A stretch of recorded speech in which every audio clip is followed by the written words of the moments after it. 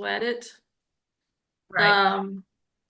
Let's see. We are definitely recording. And to see now, after doing the commercial, I See it. was like, okay, what does it look like when it records? So now I have like a thing that tells me that we're recording. Okay. And it So Oh, does okay. say Yeah, it on popped up on my window too. It says this meeting is being recorded. I hit okay. me yeah, too. but So I it can did see that the last time and it did not record. Right. it did But I also We know didn't for have sure we this. know for sure that it's recording now. I'm Yeah. sure it's recording now because Okay. it's got a little thing that tells me. okay. Okay. So I So think we're I'm gonna good. practice. Well, I'll get the practice doing my commercial when I do that later today. So Yeah. Yeah. okay. All right. All right. Well, do we want to start with the textbook? Sure. Sure. Yes, it was very I had very mixed emotions reading this chapter. I'll be totally honest about it. But Yeah, I will. I kind of want to let's just start. I want to start with page 102, Okay. Okay. where it talks about um, the adolescent girls Mm-hmm. and how children's books um, tend to have flaws when it comes to self-image, lack of motivation or drive, and gender stereotyping. Mm-hmm. Yeah, in the first paragraph. And Yeah. Mm-hmm. I thought maybe we could get into that a little bit because that is something as a mom of girls, it I have not. It's very has well, I mean, my girls are 24, and we have not come across very many books where I could read to them about women that are supposed to be equal with men. Mm-hmm. Right. That's true. Social studies is where I come across it easier than in regular everyday children's books.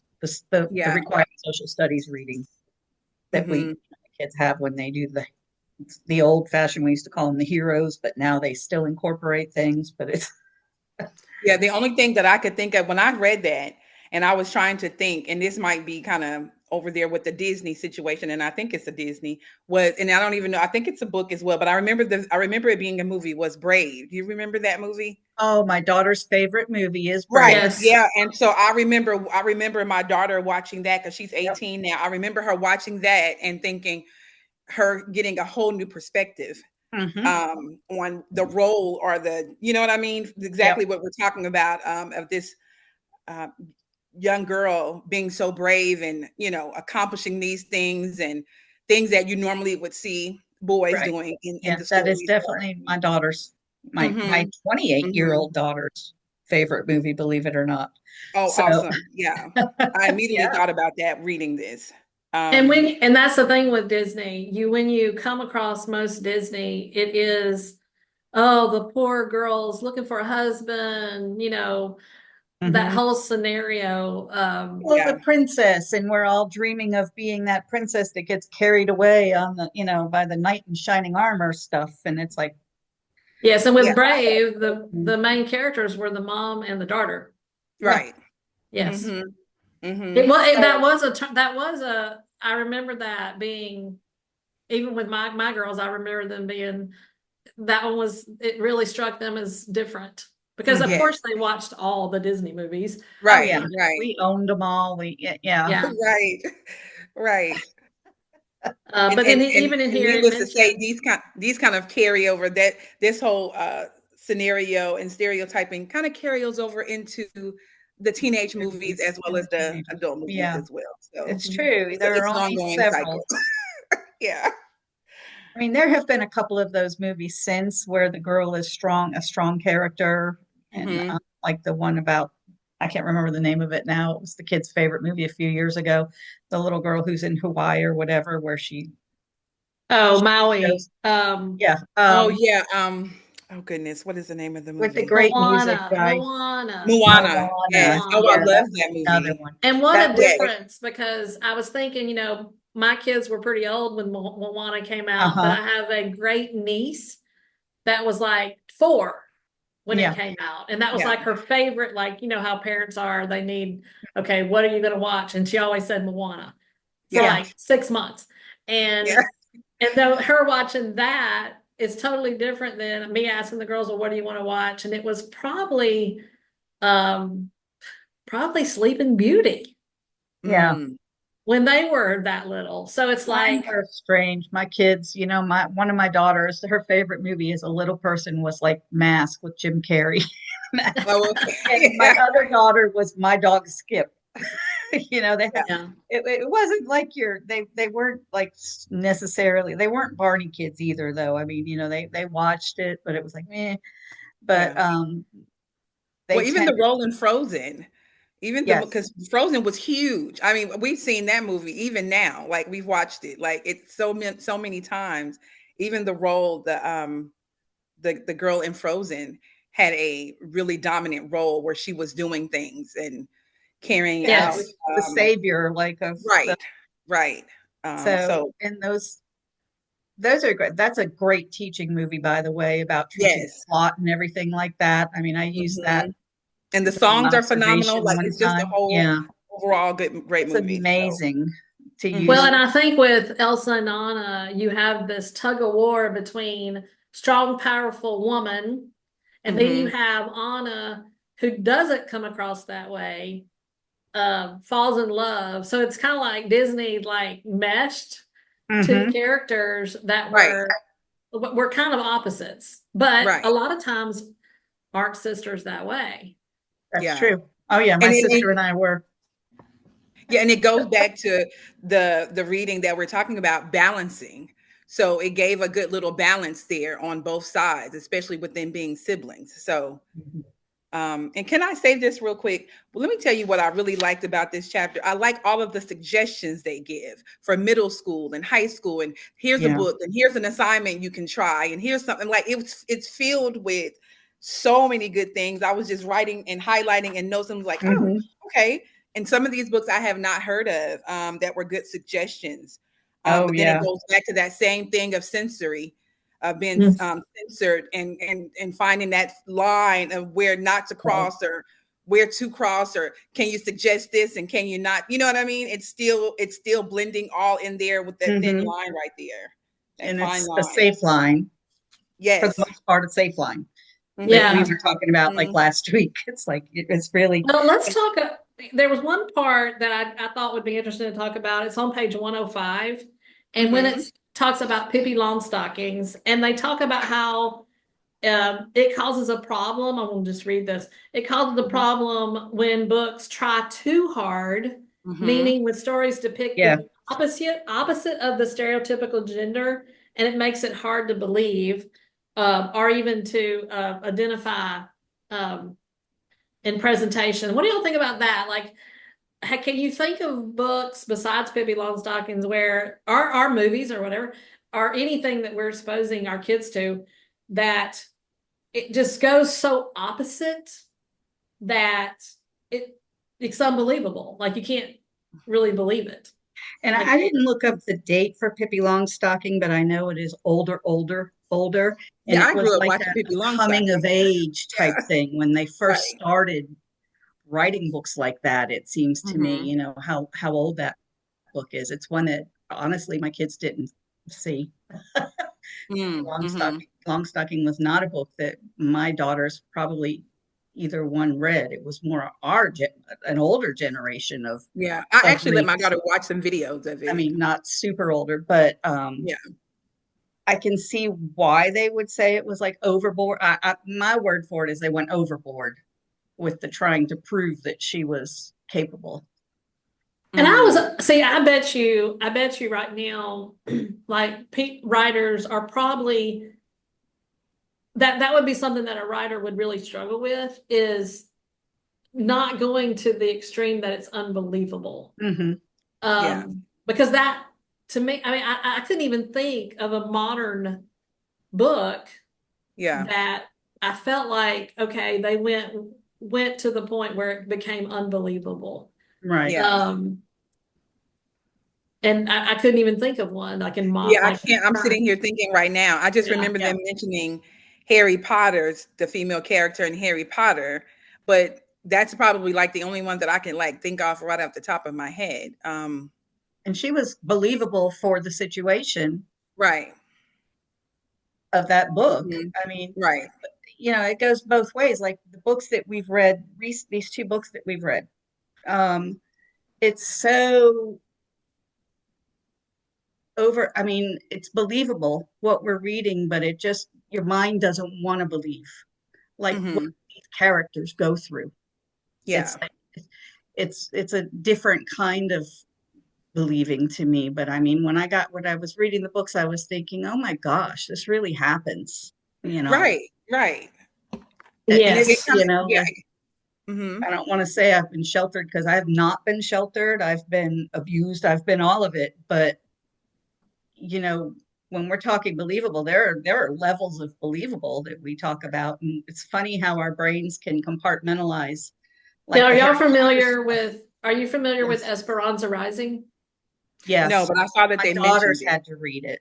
Well, it's part of, in Gwinnett, we adopted, our structured literacy as, ha, I can't, it's not, oh, EL education. So we adopted, EL, Hmm. um, as our structured literacy. Really? And Okay. Esperanza Rising is the first book read in fifth grade. Mm. And the character in Esperanza Wow. Rising be, starts as a very spoiled rich kid, but then she has a transform, like they have to leave Mexico, and she has a total transformation into independent, strong young woman. And it is written in such a way that it's believable. It's not, Hmm. it doesn't go to that point where it's unbelievable what happens to her. And it's really good because most of our children can relate to what happened to her. And so Hmm. I just want to mention that one as one that is very believable. And Yeah, and that the was in here. Yeah, that one's in here also. yes, and the Yeah, thing they is, mentioned that one in there. when we're reading and they're like they talk about a bunch of books, a lot of these books I'm not familiar with Right. They give in a this lot of chapter. good ones in Yeah. Right. here. But I it like that goes some of back the to, children's, the younger books, like over here, A Chair for My Mother by Vera Williams and Under the Quilt. Those I hmm, have read, but the older ones, like I've seen some of the names when my daughters had to read them in middle school, but I didn't read them. I mean, yeah. I, Well, see, it kind of goes back to what we were talking about last week with being censored based on some of the things that you've actually gone through if you've written about it, like the actual trauma of something. And so right. who are you to tell someone that I can't tell my story? And these are the things that happen. And like, and as writers say, some of the things are strange. There are real things that are stranger than fiction. You know what I mean? Hmm. So it's like, I'm telling my story, but at the same time, it could one wrong thing or one wrong move or one objection, and you can be completely shut down of you telling your truth. You know what I Right. mean? That may help Mhm. someone, or and they talked about a few things, but it crosses again. We're at that line, like what I Hmm. mean. That line is still there, even as we keep going with the different suggestions they give within the book with the sexuality and Yes, let's talk all of it. about it. Said on the next page, on page 106, it talked about one of the activities you could do is to Hmm. read a book and then have a discussion with your students about switching like the main character from male to female. And so I Right. thought about this one. So think Yes. about this book. What if Mia had been a boy? Hmm. Okay, how would that have affected this book? It would I have been personally just a wouldn't have bully been that much more excited as I was when I was reading it. I was glad to see Mia was a female. Like I was too. cheering her on that she was doing things and being brave and just because she wasn't doing things that maybe a typical or how they would put her in a little box of some of these gender roles of what a female Hmm. would probably be doing in some of these books. So I was And glad. And I think if it had switched to a boy, I wouldn't have got so much out of it. I think Right. if it had been a little boy doing it, I would have probably been like, okay, he's just doing what his daddy told him. Hmm. Yeah. I think it would have been a different feeling. Yeah. But I also thought about Jason. Yes. Jason, if Jason had been the girl, Yeah. Oh, it would have been terrible. It would Ja- have been the Mean Girls. Mean it Girls would all have been over. Mean Girls. Mean Girls all Exactly. over. Yes.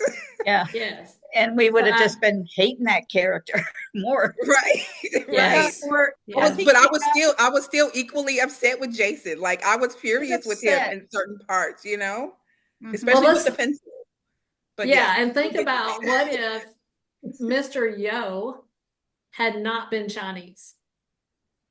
that.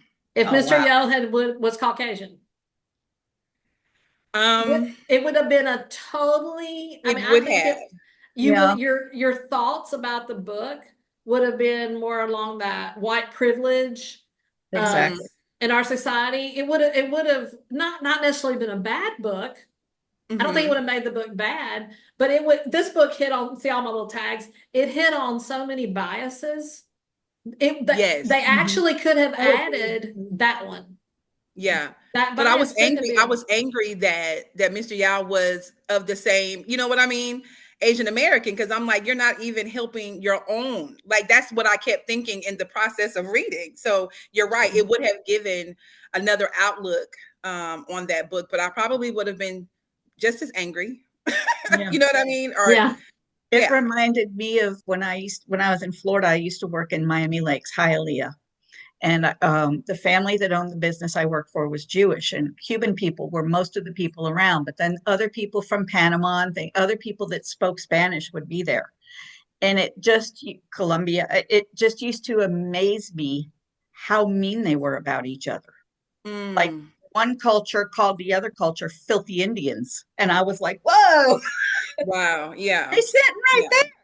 I mean, Mm-hmm. I was like, I was in that particular environment. There were only a couple of white Americans. There were zero black Americans. They would not hire black people. It was all Hispanic people. I don't Mm-hmm. even, they had to have their cards, I guess, but they were from different countries and they were mean about each other. I mean, it just blew me away that, like this book, I mean, that's Yeah. where this took me right here. I was like, oh my gosh, it never occurred to me that it would happen in in other cultures as well. Yeah. And that part was so like scary, believable to me that I just didn't like it. I mean, Right. it made me Yeah. feel dirty, like knowing that could Yeah. could Yeah, happen. I mean, I think, Mhm. I mean, I know the Italian culture, Sicilians are sometimes treated like I have a close friend that's Sicilian, and that's southern Italy, and the rest of Italy, they look down on them. Like Wow. it's very, very much, he talked to me about it. He says very much you feel they try to make everybody else in Italy tries to make Sicilians feel less than Italian. Mhm. Isn't It's that very, crazy? I mean, I don't really understand the history behind it, but Yeah. he's mentioned that to me before. Yeah, and Um, like I said, I didn't understand the history there. You had Panama, Costa Rica, you had all of these countries that mhm. were Hispanic but and they could somewhat understand one another and things. And then Cuba, of course, the people from Cuba were up here compared to everybody else, which was, I mean, there was a hierarchy almost, and it just blew me away. Yeah. Well, That believe it or not, listen, it's like that with certain things in African American community. Whether you're on, and it's still going on, and it's been an ongoing community issue, a world issue with you being light skinned versus dark oh, skin. As an African Interesting. within I've the heard that. African American culture, and yeah. at one point you had some rappers or celebrities or things like that making commercials and speaking on it because you had some males who would make statements about if you were this certain color of light skin, you were better or you were prettier, or if you were dark skinned, you were seen as less attractive. Like this is going on right now. Like Wow. even at my school, like, and because the majority of my population are African American students, and there's a hierarchy based on your Wow. skin color or the group of people Mhm. that you're like. It's crazy. It still goes on, and it goes on within the community and outside of the community, and it goes back to um, slavery times with if your skin color was a certain color, if you were in the house or out in the field. Like it hasn't changed. It just Mm. has gotten more, I guess, hurtful along the ways when it's within your own community. Does you get what I'm saying? So Mhm.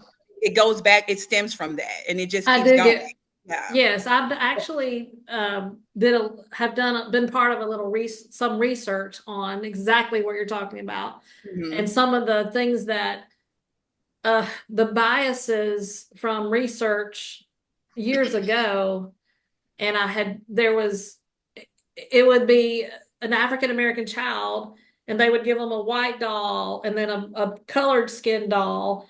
Mhm. And the way the kids, even though they had dark skin, the way they would not choose the dark. Yeah. Yes, I've been Yeah. part of it was, I think it was research on I can't even remember now. It's been a few years. Mhm.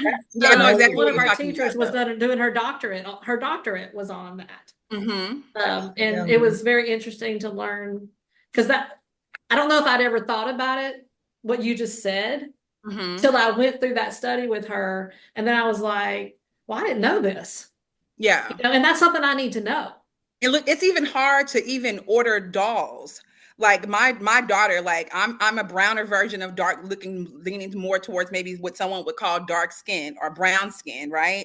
My daughter is a shade lighter than I am. She's gotten tan since we were been, coming back from the trip. But even to go find a Barbie or the little doll, I can't remember the little doll years ago when she was younger. I had to go to several different stores to the point where I had to order the doll because you couldn't find one in the store. Like all of the Right. dolls were either Caucasian dolls with the blonde hair, and now it's gotten better along, as the years have gone. But it was crazy to me, and I didn't realize it was that bad until I had my daughter and was looking for dolls. Like, and I was like, what is going on here? Well, it's the same thing with Band-Aids. Have you Yeah, ever want to buy a Band-Aid? It is yeah, crazy. So, yeah, and that's the thing, that study we did, it was like all the non-equality. yeah, That's what it was. Just there were so many things, and it was so eye-opening, things that I wouldn't typically think about. hmm, Caucasian. yeah, And so it was a wonderful class. Um, but anyway, let's maybe we should dive into that, because the um the black bias does come up in this Mhm. book, Oh yeah. yes, very, like, yeah, Bad people. very I mean, predominant. it's like, oh my gosh. right, right, yeah. Well, and I love, Yes. let's look at page 81 in Okay. chapter 18. This part almost brought me to tears, because it's when Lupe is talking, and her quote says, well, it says um down about the middle, just because we're poorer than them, I finished the sentence. Lupe looked at the floor, and because we're brown, she said quietly. Mhm. And I looked down at our arms, mine golden like the desert sand, and hers warm like cinnamon. I mean, in this part, my Yeah. heart just went, oh, oh, it I was, know, right? Yes. oh, Yes. and Crazy. plus, I 'Cause you can mean, envision that, right? You can envision two little beautiful girls comparing I have like seen their that in skin the color, third grade right? classrooms. They talk about it. The little girls, Yeah. they will talk about their skin. My skin is this color and my skin is this color. And I didn't put two and two together so much. I mean, I know um, that people talk about it because even with white people, you've got your redhead, white people, and then you've got, you know, Yeah. it's it's no matter who you're talking about, skin color is an issue. It comes up. Yeah. And and um, this one, I want to flip over to page 95. Okay. So you know how some things enrage. This book brought on so emotions for me. There were times I was crying. There was times I was mhm, enraged.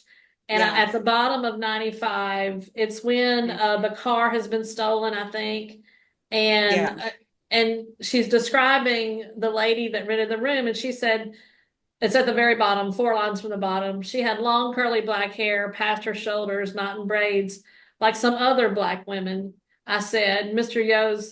Yow's eyes bulged. Wait a minute, she's black? He yelled, I thought I told you not to rent to bad people. yeah, right there. Oh, Oh, Yes, It, yes. The moment he said that, I was like, "Ah, yeah, and it and just carries through the book with this guy. he I mean, does." and And then if you with notice, the right other, after that, he equated bad people with black people. Like it was one and yeah, the oh same for yeah, him. Like it was one and yeah. the and He it same. hits says, he hard. said, any idiot knows black people are dangerous. Yeah, I Yeah, was he like, just goes, Mr. Yao goes on and on about it. yeah, On and he's on. awful, man. Yeah. Yeah. And awful, but still exist. Yeah, Yes. And that's one of the things about this chapter in the textbook. It brings to light current, I mean, we can't say that this in this book is not current. We can't say that. right. Right. And I think the biases in the textbook, even more things are brought to light that are current, very current issues. Mm-hmm. And these are things that our little people, I mean, I would be interested to see how my kids, fourth or fifth grade, would react to this book. You Mm. know, That's a good point. Mm-hmm. it would have to be, I think, more of a maturer audience, Hmm. Mm-hmm. because this book has some of course it's very hurtful. Yeah. There are statements that are very hurtful that cut to the core, and Right. but also very current. Yes. And And that's the thing, I think we have to stick with the current issues in our yeah, society, Yes. and something, because go ahead. I think sometimes we kind of go back to like, well, it was this, it was that. But wait a minute, with our students, it needs to be, what are they dealing with right now? Hmm. Right. Like, because who, it matters what happened in the past, but it doesn't matter to a 10-year-old. Right. Right. He's like my life right now. I am Hmm. Yeah. struggling with a mean lady that, you know, yelled at me, Mm-hmm. you know, and I don't know why this lady's yelling at me.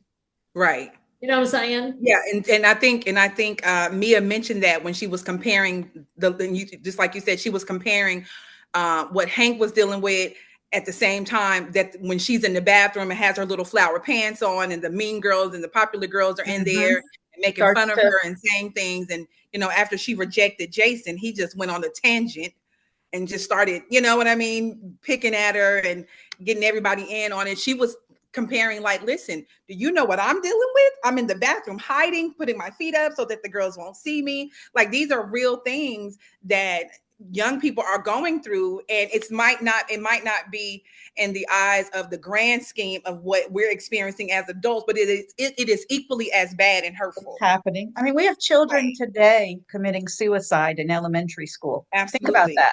There are Yes. reasons for that. There are reasons Yes. there are, and they're just slipping through the cracks at this point. I Yes. mean, it's like people aren't, this area where I am. I mean, people are, I'd like, they're not colorblind. They Mhm. notice everything and they say whatever's on their mind still, and it's kind of like shocking to me sometimes what comes out of people's mouths, Yeah. and little kids' mouths now since COVID, Oh, being at yeah. home with their parents and coming back with their parents' biases, which Mhm. they Mhm. haven't even been able, more so their parents' biases because Yeah. they heard so much more. Um, Right. it's made it Hey, Unfortunately. Yeah. so real tough. quick, real quick, Valerie, is there any way to look at Zoom and see how much time we have left? I just kind of went by the time that we started and just kept Aha, I didn't do a time. that. Now, I will tell you this. They will send you pop-up reminders. Like I think the last 10 Oh, minutes or 5 minutes, okay, good, good, yeah, good. it'll pop up with a reminder Okay, letting you know okay. All right. how much time. So we've been about, I think we started about what, 2:07, or I think we're in 30 Yeah, so minutes, about maybe 30 28 minutes minutes. or something. Yeah. Okay. So Um, do we want to talk about the we kind of talked about it a little bit, but I marked a couple of things about the Chinese bias. Do we want Mm-hmm. to talk a little bit about that? Um, And I think one of the things that kept coming back up was her mom telling her she was a bicycle, Oh, not a car. it broke It my was rough to heart. hear. I mean, I really It got mad at broke her mom for a my while. heart. Yes. Listen, it broke my heart because as a mom, and just it broke my heart because I'm thinking the one person that you think is supposed to always uplift you, even if the world is against you, is mom. You know what I'm saying? And so for her to say that, it broke my heart. I knew it was transferred insecurities. I knew that she was Yes. eventually going to get to that point where she was able to explain to her daughter, "It's me," but to hear that, and I felt Mia's little pain. Like I felt her pain, Mhm. the tears, and it broke my heart because I was like, I was just sitting there saying, "Oh, I need mom to hurry up and have an epiphany. I need Yeah. her to hurry up and have a moment because this is bothering me right now, as an educator, as a mom, and just the daughter of a mom, you know what I mean? And just that Mhm. whole situation, just it really And broke I my heart. think I mean, let me be transparent. I remember a time, probably not too long ago, 10 years ago, when I would get an Asian child and I was naive, I think, and I would be like, okay, this kid's going to be good in math. Yeah. And then, but I got a kid, Richard, and Richard was not good in math. Mm. And it was just like, it kind of like woke me up, like, hello, wake Mhm. Yeah, up. He wasn't yeah. really good in math or language arts. He was Mm. really good at video games. Oh, wow. But that goes to so many different biases, especially with Hmong people, like not looking adults in the eye. It's disrespectful to look adults in the eye for a lot Hmm. of children. And I've seen plenty of teachers. Luckily I've been a Title I para and I've been an EI teacher, so I have been like the fly on the wall in a lot of classrooms. Hmm. And to see like teachers like look at me, look in my face, do this and this, and then the kids are like trying, and it's like they're the ones wearing that little red bracelet, that's on there for whatever, for a reason that they don't have it removed until a certain amount of time goes by. And it was like we really, really have to start understanding other cultures Oh, as absolutely. teachers. And I'm Absolutely. glad now that, with everything going on, I'm sure you guys as teachers, you've had to watch the classes that we all had to do from the Georgia Department of Education. I guess we all have to watch those. I don't know. Yeah. That are coming. I've actually done the first one twice now because I had to do it for another class this semester. But it really brings in bias right in the very beginning. There's a video that plays, and I actually had heard some teachers say, "This is ridiculous," like I'm not going to change, And and that's sad. just That's so blows sad. my mind. Like one of them Yeah. was like, "Well, I only got 3 years left. I'm not going to worry about this," and they just fast Well, forward when, through and everything. I agree, when Yeah. growth as a teacher stops, it's time to leave the profession. It's It's time to on. leave. I It agree. absolutely is time to go. I agree. Mhm. I agree. Like, because that is so sad to even, and I, when I'm in trainings or have been in other places and hear things like that, it's hard to not even side eye the person that's Got saying it. it. You Or know what just I'm to go, saying? I kind of just in my mind, I'm just like, it's time for you to find another field. it's like It's you time just to said find that. another career, you know? I do know. I mean, I think Tamara, I do live up there. I live in Oh, Barrow, you are in the area. Yeah. and I do know that when we get, see, I kind of feel like I'm in a security blanket at Meadow Creek because I am exposed to everything. And I mean, I think y'all are, I think we are in Barrow We're too, becoming more and more exposed in Barrow. Barrow was, I but mean, but Barrow's sometimes changing fast. people in Barrow, like you said, they don't know how to bite. Like sometimes you just need to bite your tongue. And bite your Don't tongue is let right. something stupid come out of your mouth. Hmm. Think before Yeah, you. Yeah. right. Yeah, We still have a little bit of podunk in us where the podunk and yeah. the ideals are coming out into the world. And it's like, please don't do that. Yeah. Yeah, but I think it runs along the line of the rural versus closer to the city. Yeah. I Yeah. do think there's really something there in the state of Georgia. Yeah. I agree with that. The I rural is agree. still, we're, Barrow's in a huge transitional state right now. Huge, the way we are Yeah. growing and the populations are changing in the schools and what the average everyday classroom looks like with your EL students and everything Mhm. and different cultures, Yes. Mhm. it's it's crazy how it's changing and there are, it's going to be hard for some people, some adults to change and the parents of some of the children in this area are not willing to change. Yeah. um That's unfortunate. It's it's unfortunate. scary, it's It is scary very because scary. Yes.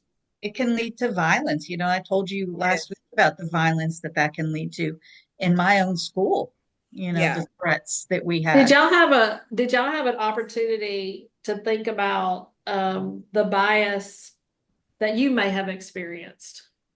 Did y'all have an opportunity to kind of think on that while you were reading this book? Oh yeah. Um it's crazy because, and now this might go into a something completely, but this is kind of just experience some things.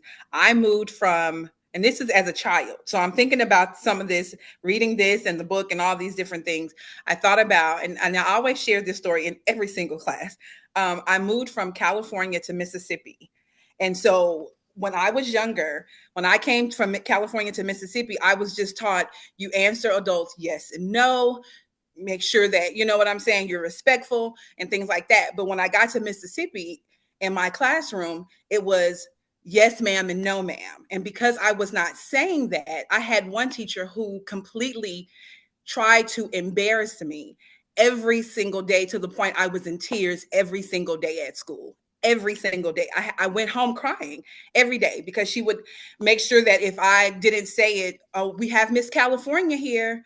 And Mhm. she hasn't been raised as well as all the rest of us. She doesn't know that we're supposed to be saying yes, ma'am, and no, ma'am. Like, she made it a point to single me out every single day. And I was like, this woman is trying to, like, what is happening right now?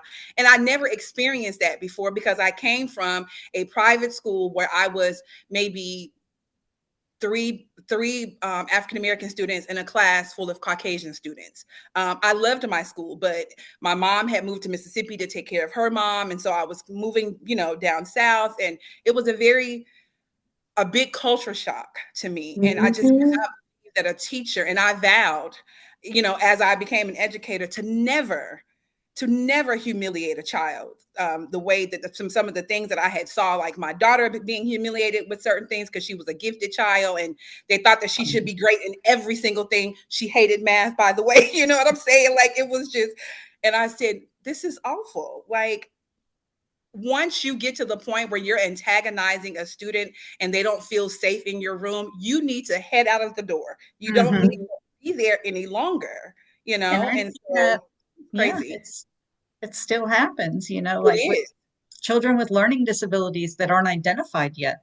I mean, sitting Yeah. in a classroom in first grade, I was watching a teacher yell at a poor baby, yell Oh at my her, and she was not capable of keeping up with the commands that the teacher was making of her, 2 and 3 and 4 at a time, and she's just sitting there in shock by the time, I was like, Yeah. Probably oh my terrified. gosh, this Yeah. child's afraid of you.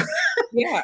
It's but even when I started in Barrow County as a teacher, um, in the school that I'm in now, I was an EIP teacher.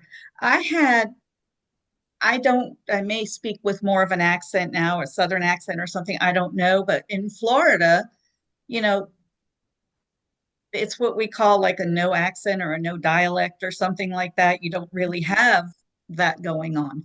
Yeah. And I actually had a teacher, one of the EIP teachers, turn around and look at me and she says, "You must be from the North with that hoity toity accent of yours." Oh my And I goodness. went, "You just said that to me." Right? Like, how dare you? Like, what? Hoity toity is what she called me, hoity toity, because I did not have a Southern Yeah. twang or whatever you wanted to call it, a Southern Right. accent. Mm-hmm. And I was so offended. I said, "Actually, no, I'm from South Florida, further south than you." Right. And, Right. my parents were from New York. I don't have that accent either. Both parents were from I said, I never really thought much about it until you said something. Yeah, right. You know, Thanks for bringing something else that I'm way listening to to. throw that at somebody. I was like, Yeah, who would have thought that would ever? I mean, yeah. I don't know. It's ridiculous. It And I really moved has everything. from Valerie. I moved from South Mississippi, Natchez, as Oh, born there, lived there yeah. 16 years. And at 16, my parents decided we were leaving the South and we moved to upstate New York for a Wow. few Well, that years. had to be a culture shock right there, I'm sure. It, well, yes, it was. I'm not so sure it was a good thing. I'm gonna be totally honest about it. Mhm. I there's not enough culture that far north and not enough different kinds of people. Mhm. Um, and we only stayed up there a couple of years. And then we moved to Missouri. But then my husband and I have been in Georgia for many years. Yeah. Um, but talk about talking. When we lived in New York, people would want us to talk Yeah. because we were so Southern. Apparently our voices, and I don't think my children say I still have a Southern drawl, but if I go to Mississippi, my family has much more of a Southern drawl. Right. Mhm. But I want to read, I don't know if y'all got to read this, but in the back of this book, Oh, and yes. this makes me think of the two things y'all just talked about. The very Mhm. back where Mia's telling about her author's notes. If you go to first, second, third, the fourth page, the very Okay. last paragraph. On the author's notes. Yes, the very Oh, last paragraph in her author's notes is a beautiful, just beautiful. She kind of takes what you guys have just said. She kind of puts it into words. She said, often during tough times, the um, first instinct is to exclude.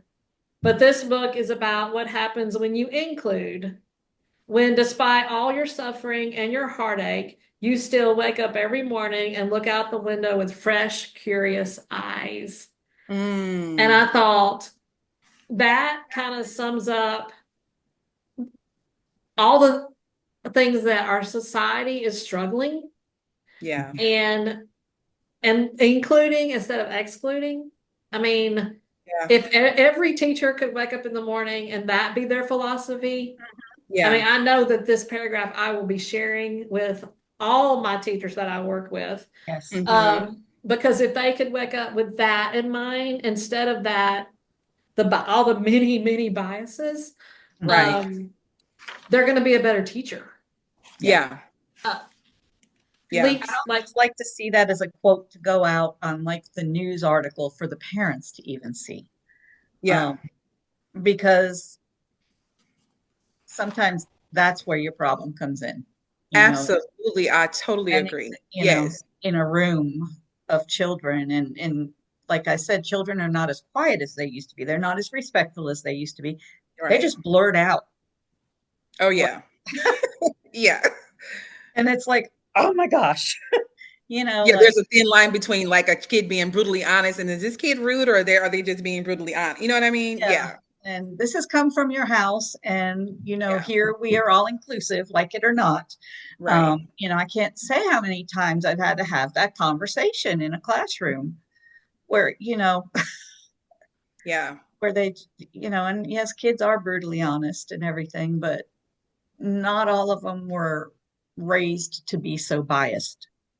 Correct. Some of them, And you're right. A lot of that starts at home. And yeah, when you hit it right on the head when you mentioned about them being at home a lot more when COVID was going on. I can't imagine what they have heard or seen or you know what I mean? Just I got to see some of it where, I was teaching online. It was like, holy moly. correct. Right, Some of right. them, Yeah, no, I wasn't. I was a oh, classroom okay. coach at the time and I had What gotten I laid off Some of right what about I that heard and saw, it was like I would have to mute. I would have, because the kids were, listening and the parents were arguing in the background or somebody was saying something negative in the background. And it was like, I'm working with third graders, or we'd be watching a third grader asleep on a bed, and I'd get in trouble because I finally, that was the topic of conversation, is they're sleeping. Right. Yeah. So I we had bet. to Okay. disconnect. And then they'd come back to me and say, "You disconnected my child." And I was like, "We were watching her sleep," or Right. Okay. we were Yeah. watching you argue, or we were doing this, or, so many things happened that it was like shocking to go into people's living rooms with them in Right. Right. many ways. Okay, so right when we started talking today, Uh-huh. I said about this chapter stirred many emotions and feelings within me. And Mhm. Valerie, you agreed. Could you share a little bit about what I guess there's one thing in this okay, I'm just gonna say it. I can't beat around the bush about it. I talked to my Okay. husband about it and I'm like, how do I talk about this? Just Um, let's do it. and it's hard, and I'm just, if I get emotional, bear with me, but Okay. where does the sexual orientation, where I'm struggling with this. I'm struggling with where does it fit? Where where can I talk about this where I'm not going to get in trouble? It's I'm struggling. I'm struggling bad. Yeah. Yeah. Um it's it's a hard, it's that for me was the hardest one to try to understand or figure out where that line is. Honestly, I don't know. Other than trying to include the parents into the circle of this is what we'll be discussing, or sending a note home or a permission slip, or I mean, these are so many. I work in Gwinnett. The whole school system is going to blow up if I do that. Yeah. If I send home something trying to get permission to read a certain book that has two moms or two dads Yeah. raising a child, it's going to be like, my mind is thinking, is it worth it? Right. Because the explosion could take my job. Yeah, that this is what we were talking about last week. The lady in Cobb County lost her job Mhm. for reading a book that was along those lines. And so it's almost like, do I do it and ask for permission after, and then risk the fact of your job being on the line, so that but in the process, you're helping students, you know what I mean, be comfortable and be accepted and included into, it's just the line is so fine right there. It's almost like you don't know what to do as an educator. Well, You don't know what and my brain automatically, I'm religious, and my Mhm. brain automatically went toward where does my religious, not religious convictions, maybe that's the wrong word, but where does my beliefs, like I want to bring my beliefs in the classroom because that's what makes me a kind person. Mhm. If I didn't have my own beliefs, I wouldn't be a very good teacher. Teachers are not meant to be neutral. If we were neutral, we would be like robots. Mhm. We would. So it's, I don't know. I went off on a tangent. I was looking up like what percentage of my students. So I've worked at the same school for many years. I've had probably 5 students in 20 years that had same-sex parents. Mhm. 5 students. And so it was like, is this one of those things that you just really need to know your students? Hmm. Well, I guess it might be a little. It might be because I've been in an education field with elementary, middle school, as well as I'm in high school now, and I guess sharing and building these relationships, like, you get more in depth, I would say, from my own experience, when you are dealing with older children, Mhm. because they're more mature about what they're discussing. They're a little bit more open, and they have a better understanding of what's going on with the dynamics, and they have an opinion. Yeah, to have they've already thoughts. oh yeah, they've already formalized in their heads what they agree with or what they don't agree with. And I think as teachers, you made a very, very valid point. We may not be neutral, and we may bring things into the classroom that make us who we are, but we have a choice to be open-minded. Mhm. You know what I mean? And to be Mhm. inclusive. And so I was even told going into my high school classroom when I started teaching ninth grade, oh, be mindful to use the correct pronouns. You know what I'm saying? And so Yes, you yes, think about these things, and yes. because you don't want to offend anyone. But I got such great relationships, and I'm very grateful with my students that we were able to have these conversations. And if they were not comfortable in a group, they would come to me after class or before class and talk about things. And it's like, where do you go from there? You know what I mean? Especially when you're dealing with younger children, because now you are, whereas the older kids, they're making more so their decisions, the parents are involved, but I'm dealing with a population where some of the parents are not as involved, or some of my kids may be in foster care, and just a whole different situation with certain things. But I think it's a lot harder, I would imagine, at this time right now with elementary, you know what I mean, and middle school. I don't know, how do you, and like you said, it would probably be an uproar if you sent anything to Mhm. say this. Yeah, I can't even listen. That's a whole other beast in I mean, itself. and in that all my students, I can say almost all are Hispanic or African American. Very few Asians, very few white children at my school. And so, and the family dynamic in the Hispanic umbrella is pretty strong. Um, it's leaning a little Americanized. A lot more divorce is happening than in the past. Hmm. Um, I mean, I went crazy. I was like, what percentage of US households are same-sex parents? It's one, and this is an unofficial, I just Googled 1.7%. Mm. And so that's why I was thinking, if I approach this, it would probably have to be knowingly that I have a child that has, parents that are both girls. I, Hmm.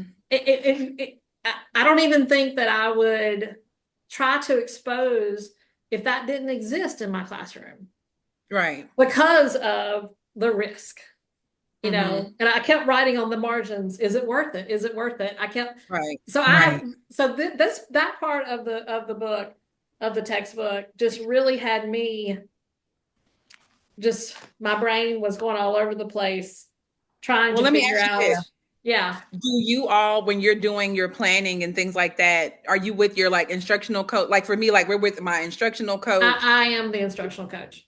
Oh, okay. That's Yeah, right. Okay. yeah. So in that meeting with my instructional coach, I have the dean of academics is in there. I have the literacy specialist is in there. We have like a slew of people that are in and out because we have observations, just like so much to make sure that all these things that are going on are not going on.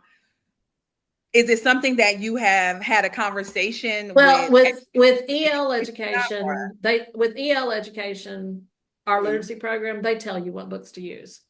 Okay. It's not an option. Okay. Other See, we books have that more you flexibility where I am. other Okay. books that we use, it's more like the teacher wants to do a read aloud. It Yeah. is very much a teacher choice if they Okay. do a read aloud. So it's not part of the curriculum. The curriculum is decided. The Okay. books for the curriculum is already decided, is what I'm saying. Okay. So we don't have to go like figure out what book we're going to use to teach, Right. uh, because that's all embedded in EL. Okay. Yeah. Gotcha. Yeah. Hmm. That's a But tough one. and Mm. there are controversial in fifth grade. The second half are mostly around Babe Ruth and civil Hmm. rights, and so but it's done in such a professional way. I can't, a parent would not have a leg to stand on if they wanted to fight that. Mm-hmm. That's how good it is. Oh, that's good. Yeah. Yeah. So it would be like, you don't really have, they can complain, but I'm sorry that it's done so well, Mm-hmm. their complaint will not stand. Mm-hmm. But it's the other books. It's like, if I just want to go in a classroom and read to some kids, even me as an instructional coach, if I knew a kid that I love for kids to read about things that are like their life. Mm-hmm. And so I think I could do that. I Yeah. think if I had a kid, like I knew a little boy, he had two moms. And I think if I had access to a book like that, that poor kid may have had something to relate to because he struggled. Right. He Right. struggled. And, like I quit a long time ago using the statement, like, I'm going to call your mom, like if somebody's misbehaving. And Yeah. I said, I pretty much say, I'm going to call whoever's taking care of you. That's Right. kind of what you have to do That's what I nowadays. Right. say. Yeah. That could Because be Yeah. grandma, could be anybody. Correct. right. I'm It gonna could call you be guardian. Right. Yeah. I aunt. understand that It could completely. be anybody. So it's Right. like, lesson learned, long, Yeah. long time ago. Yeah. And no, we don't make Mother's Day cards. No, we don't do that anymore. That's a no-no Mm, because some kids don't have moms. Yeah, yeah. that's true. Anyway, is there anything else you want to say about that? Because I mean, I would be honest, it was a struggle for me to read about it and decide, but it's funny, it says in the book, like, you're probably never going to come across this, because when they decide on books to put in the library, they already decide. Yeah. Yeah. And it goes again right there with the whole censorship You and remember that whole. that? Yeah. Yeah. I will tell you this, and we talked about this in my psychology class right now because I had to do a paper on it the other night. Letting kids pick their own books and maybe letting children bring in something that we can share as a class or read. And I'd be interested to know if and that would depend on, like we were talking about before, the communication that's going on at home. What's being discussed at home? How is it being discussed at home? And what does a kid feel comfortable and within their classroom says, oh, I'm bringing this book. You know what I mean? Just to see Mhm. so that you're still including and sharing. I mean, that's just the thought. They give so many little good suggestions throughout here. I don't know, but that's one of those. And they even suggest one here saying this book, unfortunately, this is on 111. Unfortunately, books such as Heather Has Two Mommies has hardly been embraced by school libraries and parents. So you just exclude a whole group of kids that may have two mommies or two, you know what I mean? So I don't. Yeah, and that's what led me to start looking at some statistics because I Yeah. was like, because I was really truly thinking about kids I've had. And the only way I found out that their parents were in a same-sex marriage is because of conferences. Mm-hmm. I usually wouldn't even know till the conference. And then the parent Right. would share with me. But they're only going to share, a parent will only share with you if you are open, if they feel comfortable enough to share with you. If you're open enough and you exude inclusion. And Right. you're like, that if they feel like they're going to be judged, they'll never say it. Yeah. Right. It's silence. Right. They won't, you will never know. That's correct. But There's so anyway, many different dynamics that go on in families these days. It's hard to know. I mean, it's hard to know how to approach things. It's like when you say to a child, your father, they could have three different men they identify with as father. Yeah. Or none at all. Or Yeah. none. Yeah, Right. like you said, Yeah. how do you broach topics Right. with yeah. children and to be all inclusive because there's so many different things happening in the classroom. I mean, It's a y'all would be amazed that when I went off on my tangent, I found out that, I mean, these are all unofficial percentages, but 3.7 live with their grandparents. Mm-hmm. Single parents, which I think this is too low. It said 23%, and that feels very low to me. Well, I guess it It depends on when said, the study, maybe when the study, what's the date on the study? Was it like well, this recent? was not, it wasn't a study. I looked at several different sources, like the Mhm. census. Mhm. But see, that's what happens with me. I'm like, when I read something, I'm like, wait a minute, what am I going to do? You know, I'm a math person, so I start looking at the numbers. Yeah. Right. So, so I went Yeah. straight to the numbers, Mhm. but I mean, married is only 45% Yeah. Mm. with married with a male, female.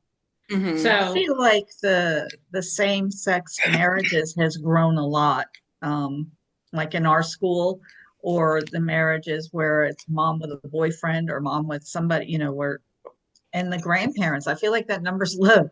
There are so many grands raising their or Oh foster yeah. raising kids Listen. these I Yes. days. mean, these are maybe only reported. See, that's the thing we have to keep in Maybe. mind with any Yeah. kind of census or whatever. It's only the Oh yeah. reported. Yeah.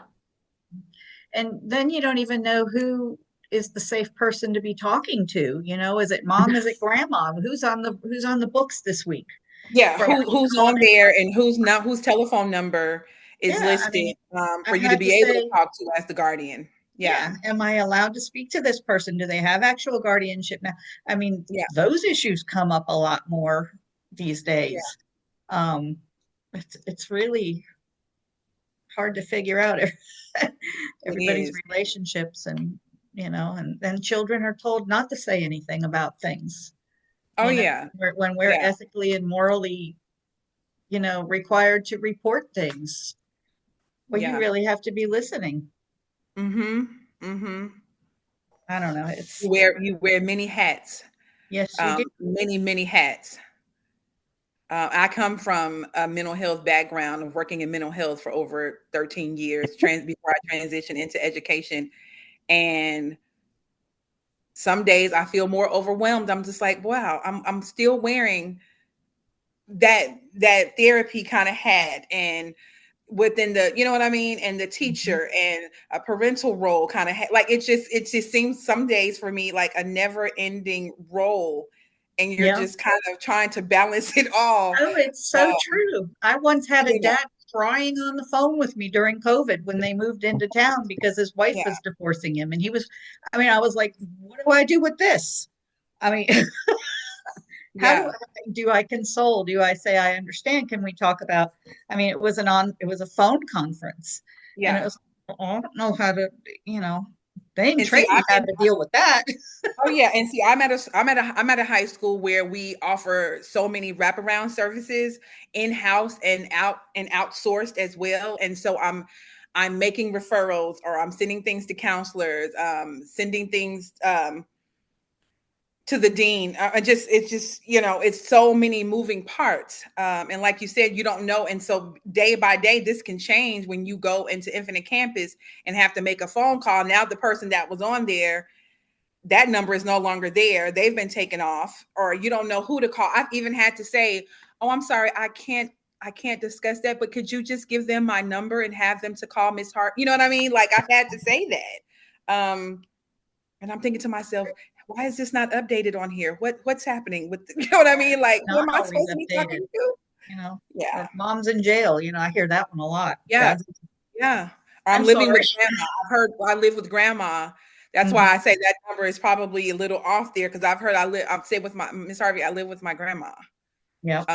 Okay, you know. So, and Well, it's, that was it's, definitely unofficial. I want to go Yeah. back to the biases. Like, is there any biases that you felt like I think we didn't all talk about that, like got all that you felt like, for example, I have definitely felt the age bias.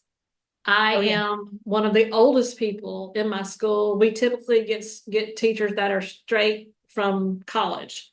And so we have the majority of our teachers at our school are 20s. The majority. That's the majority. And then there's a few in 30s, few in 40s, and few in 50s, and a few in 60s, actually. That's one that I felt because, they're like, well, you taught in the 90s, you're an old lady, that you don't know what's going on. Right. So I Yeah. have no idea. I had even had a principal once that didn't really give any, like she made assumptions that some of us that were older didn't know what we were doing. Whereas me, I mean, I remember when Common Core came out, there was a 20-something-year-old, Miss Southcombe, next door to me.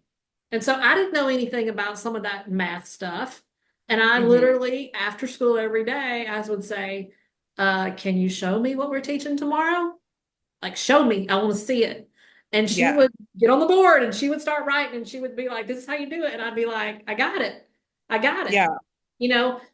But That's been, yeah, that's been a saving grace for me, is that I came through college 2012, 2013, because I tend to be more, I know more of the recent stuff that's gone on. My sister will talk to me. She's younger than me, but she taught 20 years, way before I ever went into teaching. And it's funny to listen to the two of us talk, because she has more like, she's not as free thinking as I am, and she's younger than me. And some of the teachers that I work with who are close in age to me, I'm going to be 60 years old. I'm going to be like the oldest person in the school this year or next year. But they still look at me and they're like, well, where do you get that? Because that's not how we think. And I'm like, I'm very open-minded to people, to children, to everything. And I think I was raised that way, is where I get that. My sister just raised that way. My sister's younger. She's very open-minded, but when it comes to what we're teaching in the schools, she has a certain way that she wants to do it. And I'm still like, give me what's going to work, because I'm watching these kids and the brain is what fascinates me more than everything. I mean, I want to know what makes them tick. Right. I want to tell you something, because you said that you were raised that way. So my phone just rang, right? And then my mom just texted me. And she texted me this. My mom is 72. She said, strong mothers raise strong daughters. I love it. That's great. I love it. And that's like, it kind of relates. Yeah, oh, absolutely. Listen, and to be able to keep up, let me tell you, I have an 18-year-old. So this was her senior year. Anytime, and this is why my kids, it's so funny, because I think I'm looked at upon some of them as a mother figure to some of them. And it's so funny because I know some of their lingo. And then if I don't know, I'll come home and ask my daughter, and she gives me all the deets of what's going on. Right. And then I'll go back. And this has helped me build some of my relationships with my students, because they'll come in and we'll be talking and saying stuff, and I'll throw some of their lingo right back at them. And everybody was like, oh, Miss Harvey, look at Miss Harvey. You know what I'm saying? So we get excited. And then they're viewing me as like, okay, Miss Harvey might be a little bit hip on what's going on. And I'm like, listen, I'm not in the dark like you think that I am. How old do you think that I am? You know what I'm saying? Yeah. It's funny. It's funny because my daughter, she and I have a lot of conversation, and just as a parent, going into with that mind frame. And then when we were talking about this whole cell phone debacle, because cell phones at my school, it's driving me insane with the cell phones. Okay. And there's an ongoing issue with how to handle with administration and these cell phones within the classroom.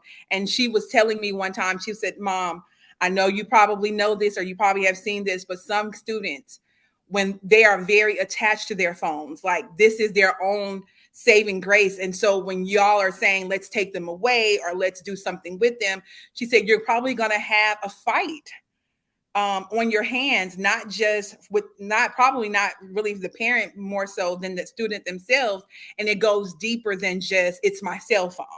You know what I mean? And I felt that. I felt that when she said that. And so my students have talked about that. We've had these conversations. We even had to do a paper. The writing prompt was somewhere along the lines was, let's talk about how you think the older generation views your generation. And they went on a tangent with the writing that I read. They were like, Miss Harvey, they think that my generation is lazy and that we're always on our phones. But sometimes, Miss Harvey, we're looking for jobs. Or sometimes, Miss Harvey, we're not just on the phone, just on social media. We might actually be reading something. We might be Googling something happened in our neighborhood, or we might be doing this. And so they were like, making a valid point as to what they were saying. And so we had this discussion, and it was a full-on engagement.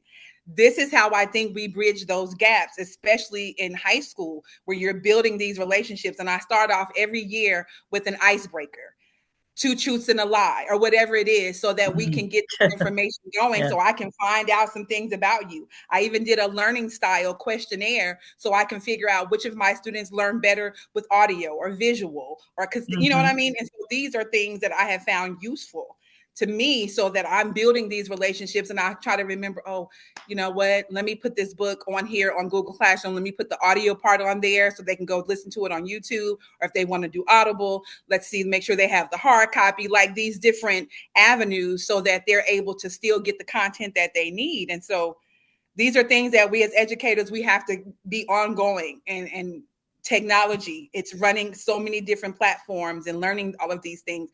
And some teachers don't want to be open-minded even about those things. They're still sitting there saying, well, I'm not that good with this. Well, like Dr. O said, we've got to figure it out, because the world is going to keep going. We're either going to get on board or we're going to be left behind. But let's think, but think about that cell phone, because that's a big one. Because what about like when I lose my cell phone? I have the things that I get emotional because how many things are in there. Life altering. Yes. Yes. I mean, the bank is on there. Everything is on Pictures, there. videos, I don't know. everything. I don't know my mom's phone number. I don't know my kid's phone number. It's in my phone. It's in the phone. Yeah, that is a big deal. Yeah. And I'm sure if we could think about it long enough, we could think back to our high school years, and we had to have something that if I don't have this, it's going to throw my life off. Yeah, corduroys, jeans, or certain kind of clothes or anything like that. It was the end of the world if you couldn't. When I was in high school, couldn't fit in, with certain clothes, and people knew you had your lower class, middle class, and upper class. Or well, you know what? Now that you mention it, mine may have been my car, because my dad made me learn how to drive at 15, and by the time I was 18, I'd been driving for I could drive anything, but that was my car. Yeah. It wasn't my dad's car. It wasn't my mom's car. It was my car. I was paying the insurance. It was my responsibility. Yeah, I had distributive education, and you had to get a job. I was 15 years old. So I've been working since I was 15, and then I was able to go get the clothes I wanted.